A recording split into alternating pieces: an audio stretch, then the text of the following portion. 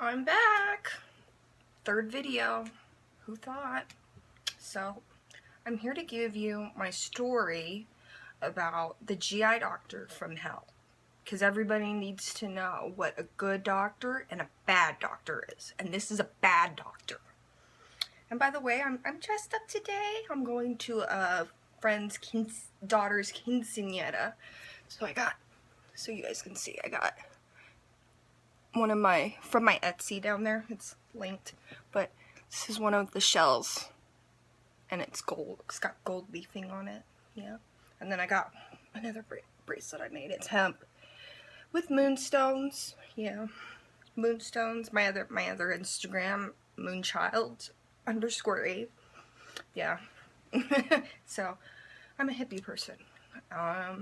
So anyways, on to the GI doctor from hell. And I also wrote notes so I don't forget all the juiciness, so you guys know what a bad doctor is. So, okay. What should we call him? Because I don't think it'd be appropriate to use his real name. Dr. L, I guess? Dr. L, okay. Well, I started having GI problems a couple months after I had my slip and fall and hurt my back. I was getting these terrible bouts of extreme abdominal pain, and it would start in my upper back, and it would creep around, and then eventually, all of a sudden, it would be this sharp impaling through my back into my abdomen. So forceful that I'm throwing up. Like, it would be like all I could do to get to the bathroom, and I'd be like, I'm gonna throw up. Yeah, that was me. I would sit there and I'd be like, oh, please, please, don't let me throw up, don't let me throw up. And I wouldn't make it. Yeah, that's fun.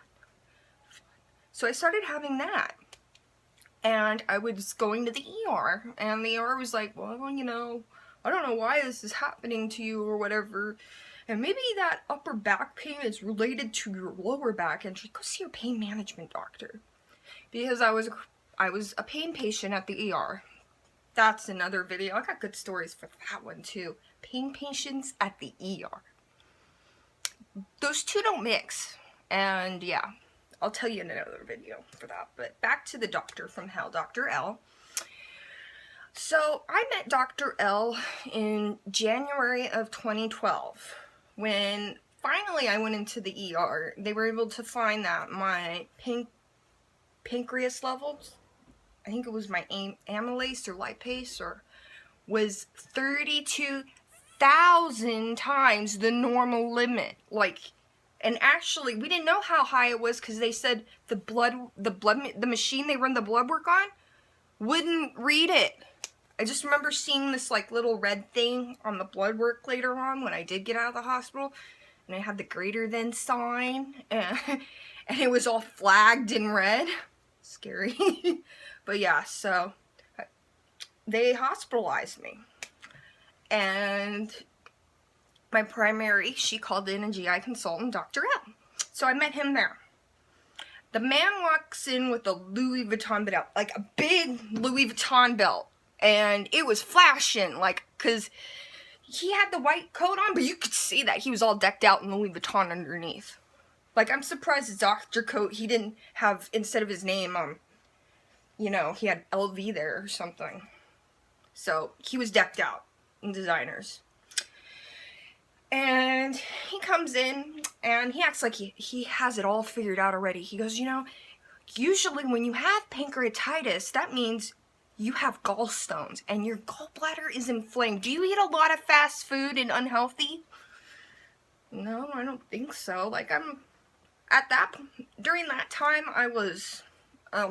I ate most of the time at home because, yeah, I was injured. Occasionally we had fast food. Yeah, now I'm different. Now I don't eat fast food anymore. Because I don't have my gallbladder, but we'll get to that. So, he comes in and he's like, we're going to remove your gallbladder, you know. But first, we'll do a ultrasound and an MRI to make sure that that's what it is. That it is a gallstone blocking your bile ducts. That's it. Because when you get a blockage of your bile ducts, your pancreas inflames, basically starts eating itself. And they admit you to the hospital, so. And he goes, and why we're gonna be running these tests, we're gonna put your pancreas on a holiday. Really? What, is it going to Disneyland? Is it gonna go on a trip to Paris? No, that just means you're not gonna eat for a couple days until your lipase and amylase levels come back. I'm like, say what? Well, we need your levels to go back down so you can have the surgery. Because if you don't have the surgery, this will keep happening. And I'm thinking, crap, I'm starving. I'm about to eat the bed in the room. I'm like, okay, yeah, I'll have my gallbladder removed. Yeah. I don't want this to ever happen again. I don't have to throw up, projectile, and be starved for 3 days anymore. No. So he called in the surgeon, and surgeon agreed. But the funny thing was prior to surgery, they're telling me that your MRI came back fine. Well, your pancreas was inflamed in the thing, in the image, but we didn't see any gallstones. But sometimes you don't see them, or you get this thing called sludge, which I think sludge is just a thing for, well, in case we messed up and took it, we can still say there's something in there. But anyway, so I had my gallbladder removed, and I didn't have one anymore. And I got to go back to eating, and I got discharged. And I was happy. And I saw the surgeon for the follow-up, and I'm thinking he's going to tell me, oh yeah, pathology, because they sent my gallbladder out for pathology. And I thought he was going to tell me, oh, blah, blah, blah, we found it, that was your problem. He comes in and he goes, I looked at your gallbladder, and I even opened it up after I removed it from your body, which, that sounds strange. And I didn't find any stones. You didn't? I'm like, you didn't? Well, what about that sludge stuff you told me about? No, we didn't, there really wasn't sludge in there. I'm thinking, what? He goes, we'll just see if your pancreatitis comes back. And I'm like, see if it comes back? No, it's not going to come back. It was the gallbladder. I am not going back to the hospital. And he's saying, we'll just hope that it was that. And if it comes back, then we'll revisit. You'll have to, revisit it and whatever. Hopefully you won't have to do that. Okay? So I go home, and I begin to just concentrate on getting my back together, right? Or so I thought, because a couple months later, after the gallbladder came out, I got sick again. Yeah. I started having the upper back pressure, which usually comes a couple days to like a week before I get the projectile stabbing. So, and I thought, okay, maybe it's just a bra or something, or I'm just being sensitive or carrying tension in my upper body. So,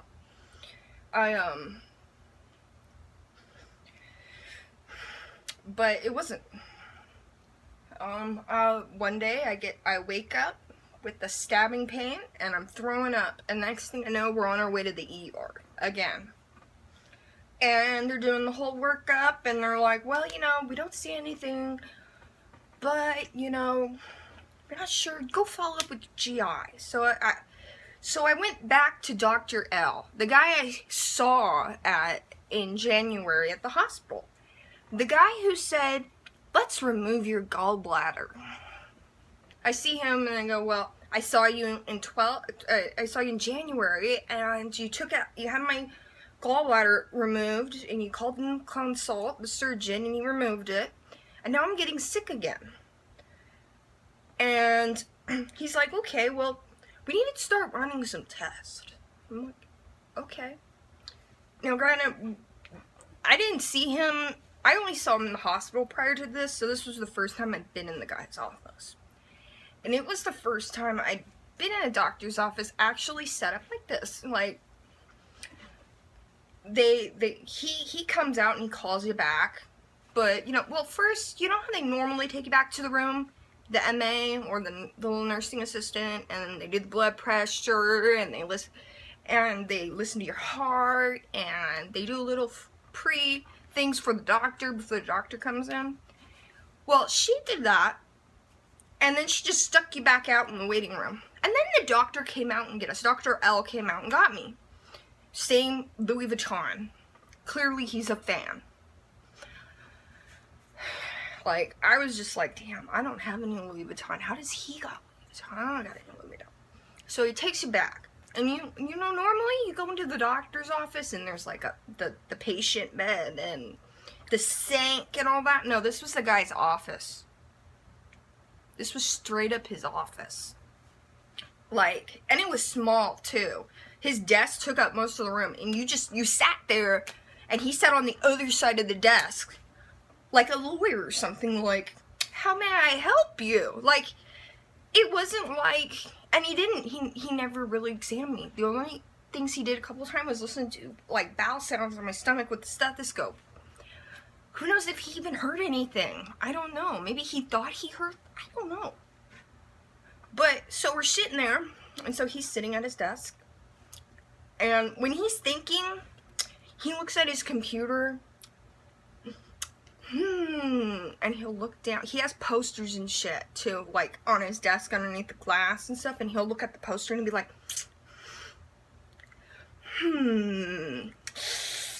like, he had these little ticks, like, you could tell he's, like, thinking, I don't know what I'm doing.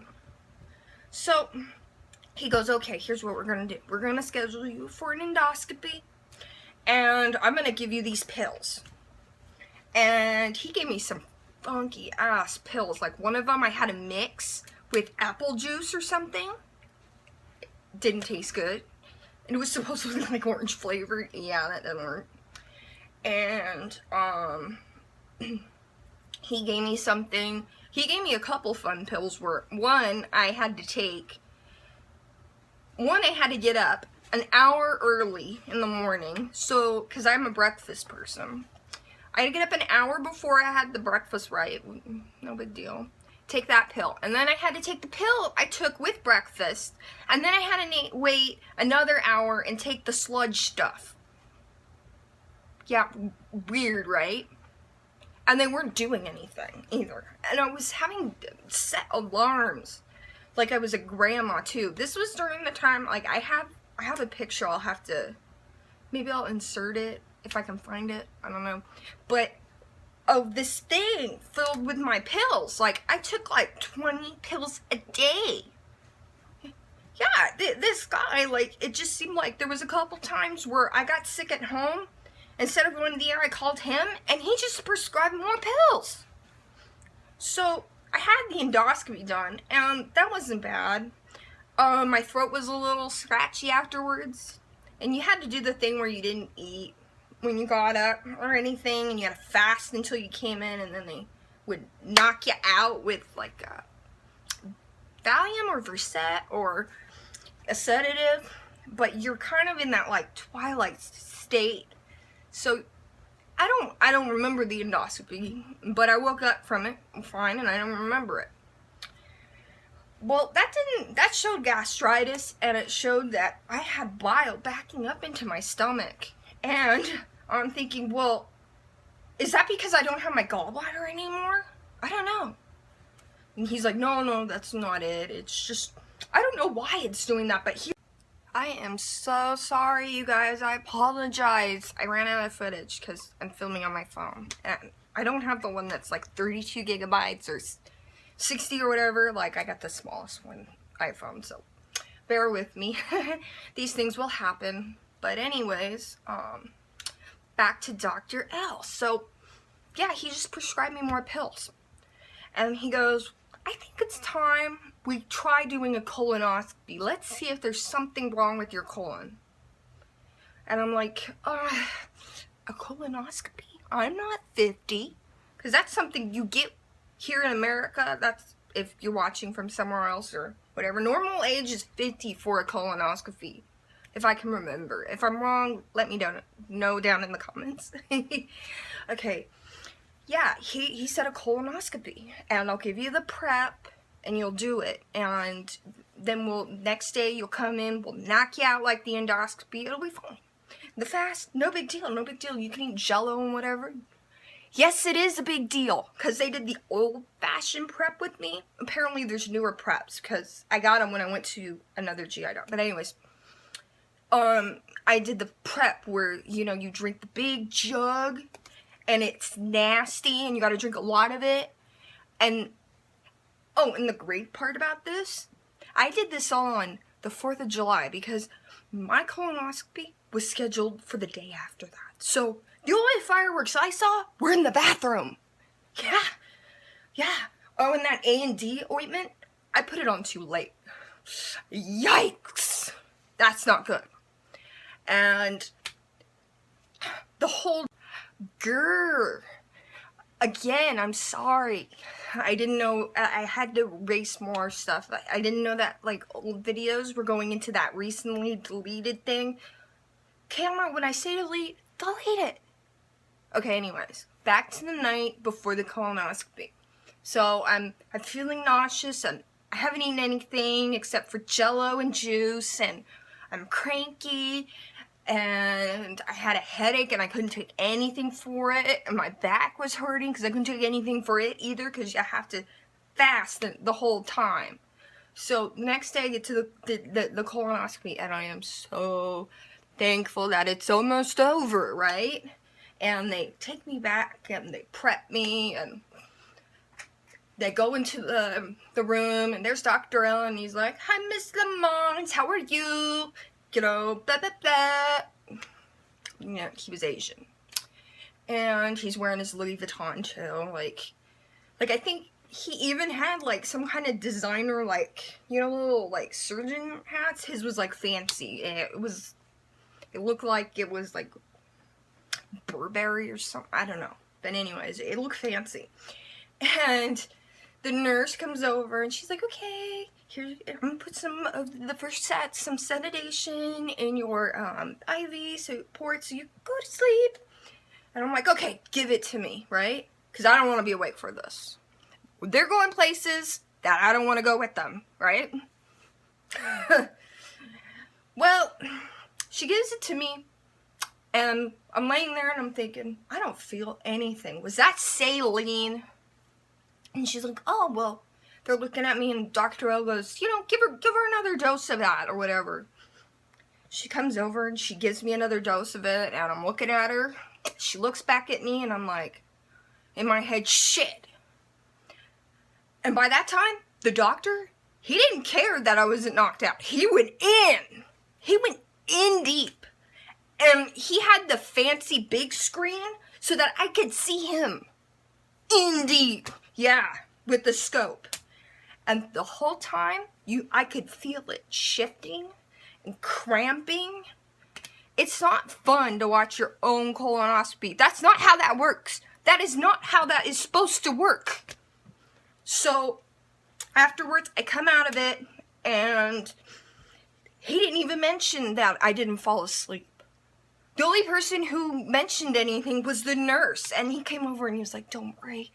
Sorry, hon, it's gonna be over soon." He was the only one that really cared in that operating room. That should have been my clue. Oh, and that and being prescribed all the meds that weren't doing anything. So, I get out of there, and I was happy that procedure was done. And we go back to see him for the follow-up. And he had told me I had ulcerative colitis by that time, and he didn't know how I got it. And I kept getting sick. And there was one time I ended up, the last time I saw him, there was an episode of the stabbing pain where I went to the ER. But I went to the ER twice that day. Once in the morning, and then I went back at night because the vomiting and the pain would not stop. And the meds that they had given me at the ER, they had worn off. And then they also prescribed me this other med that they weren't going to fill at CVS. That it was like an old med or something that they don't do anymore. So I don't know what this ER doctor was thinking. She needs to brush up on her current meds or something. I don't know. But yeah, so I ended up back in the ER, and you know, the whole routine, follow up with your family doctor and your your GI doctor. You know, after you get out of the ER, it's always follow up with your doctor. Yeah, they don't know anything. He doesn't know anything. That's why I was there. But anyways, so I go back to see him. And we're back in the room, you know, and he started adding more and more stuff to this office, too. Pictures, because one of the last times we were in there, I saw a picture of his little Chihuahua dog. Yeah, he had a little Chihuahua dog, and it was, like, sitting in, like, all these presents and stuff, and I'm like, oh, that's interesting. And then there was this other picture, and I remember my mom, she was, like in the office, she was like, Keisha, look at the picture, and I'm like, what about the picture, or whatever, and, you know, when we got out of that, she goes, Keisha, didn't you see that? That looked like a penis was on that face in that picture. I'm like, no, I don't think so. It's probably just abstract. But when we came back the next appointment, there was a penis on the face. Yeah, in this painting up there. So he had his whole life out on display on the wall. Like he didn't care. Like he was there for the money. So the last appointment we saw him in his extravagant office with the penis picture and the dog picture, and he's sitting there, and I'm at this point where I'm like, this guy's probably sitting on Facebook right there, and he's like and then he started looking at this poster board that was on his desk too.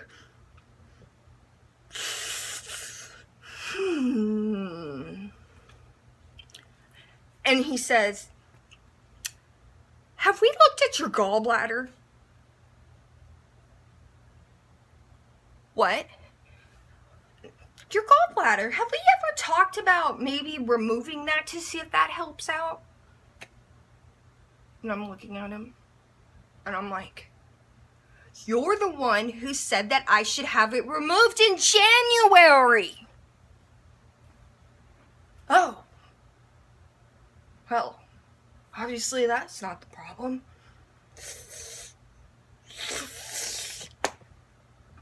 What?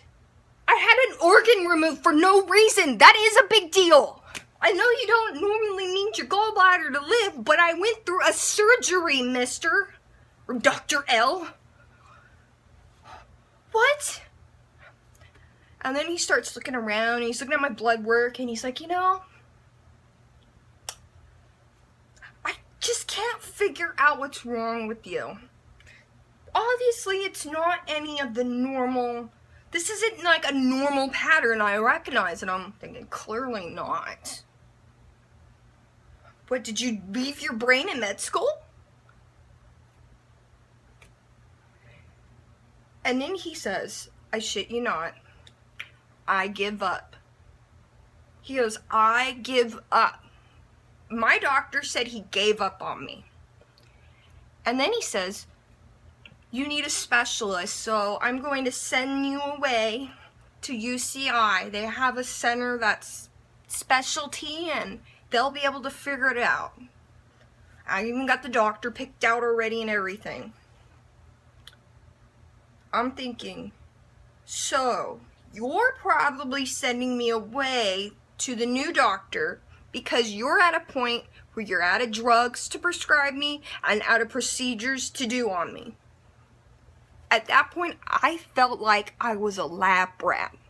That was the point in my patient care where I started to feel like I was being experimented on or used for money by doctors. Because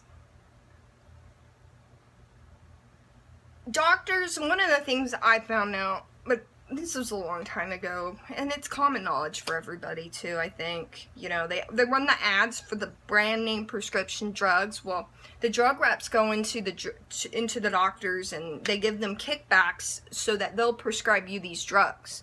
And I kind of connected it all in the end after getting out of Dr. L's office and going to a new GI. But she was lovely, and she was able to help me out a lot, but now I'm having more problems, and that's a different video. But yeah, so Dr. L was the GI doctor from hell. All he did was prescribe me meds that didn't work, You know, one of them was a $400 a month prescription. I'm thinking, we can't afford that. Like, what are you doing prescribing me that? Oh, I know why. Because a drug rep came in and said, here, we'll give you a free dinner at Ruth Chris. It's a fancy steakhouse that anybody knows. Or we'll give you a fancy steak dinner or a vacation if you prescribe this pill to your patients. That's what happened. Because that doctor then cashed his check and went over to Louis Vuitton. He didn't run down to his office and go back to look over my file and see if this drug was really right for me. He didn't really stop to think, do I need to do a little more research on this patient? No, he just thought, nothing's popping out at me, and I've already gotten enough money out of her insurance where I just need to send her away now. And you'll run into doctors like that. Now, not all of them are like that. As I've said before, there's some really good doctors out there, and I've seen them. And the GI doctor he actually referred me to was one of the good ones. But just, it was horrible that she was just 2 hours away from me. I had to go 2 hours away to get care. Really messed up. But anyways, so that's my GI doctor from hell. And yeah, you also got my horror story of being awake for a colonoscopy too. That was great. So I'm gonna end this video because I hear my fiance knocking. We have to go to the quinceañera. Woohoo! But thank you for coming through. You know, the whole video mishap. I gotta figure that out. My space on my phone. But anyways, I'm gonna send you guys lots of happy vibes and love and all that. And I'll see you guys later.